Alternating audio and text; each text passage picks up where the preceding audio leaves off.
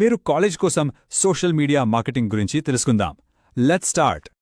ఈ డిజిటల్ వరల్డ్లో ఇది చాలా ఇంపార్టెంట్ క్వశ్చన్. అలాంటి రైట్ స్టూడెంట్స్కి మీరు రీచ్ అవుతున్నారా? ఫస్ట్, ఎస్ఎంఎం అంటే సోషల్ మీడియా మార్కెటింగ్ ఎంతో చూద్దాం. ఇది స్టూడెంట్స్, పేరెంట్స్ అండ్ అలమ్నైతో కనెక్ట్ అవడానికి.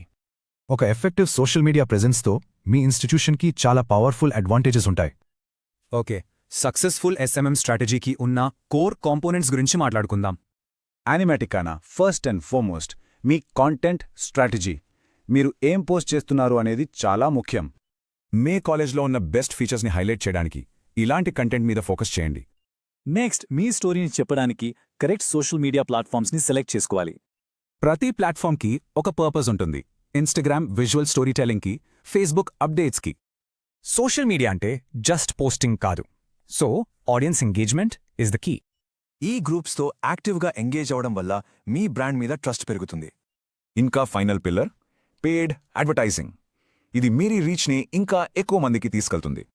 యాడ్స్తో మీరు కరెక్ట్ లొకేషన్ అండ్ ఏజ్ గ్రూప్లో ఉన్న స్టూడెంట్స్ని టార్గెట్ చేయొచ్చు.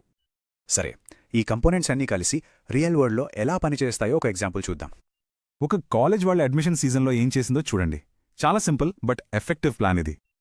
జస్ట్ ఒక వీక్లో వాళ్ళకి 1000 కంటే ఎక్కువ న్యూ ఫాలోవర్స్ వచ్చారు. ఇన్క్రెడిబుల్. అంతేకాదు, అడ్మిషన్స్ గురించి 150కి పైన డైరెక్ట్ మెసేజెస్ వచ్చాయి.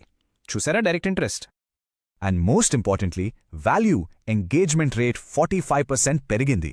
That's a huge result. మీరు కూడా స్టార్ట్ చేయాలంటే ఈ సింపుల్ 5 స్టెప్స్ని ఫాలో అవ్వండి. లాంగ్ టర్మ్ సక్సెస్ కోసం కొన్ని ఇంపార్టెంట్ బెస్ట్ ప్రాక్టీసెస్ ఫాలో అవ్వాలి. ఈ ప్రిన్సిపల్స్ని గుర్తుపెట్టుకుంటే మీరు ఆన్లైన్లో ఒక స్ట్రాంగ్ కమ్యూనిటీ బిల్డ్ చేయగలుగుతారు. ఇంత చేశాక మీ స్ట్రాటజీ అసలు వర్క్ అవుతుందా లేదా అని ఎలా తెలుసుకోవాలి? ఈ కీ మెట్రిక్స్ని ట్రాక్ చేస్తూ మీ పర్ఫార్మెన్స్ బట్టి స్ట్రాటజీని చేంజ్ చేసుకోవచ్చు. సో ఇప్పుడు ఆలోచించండి, మీ సోషల్ మీడియాతో మీరు ఎలాంటి పవర్ఫుల్ స్టోరీ చెప్పాలనుకుంటున్నారు?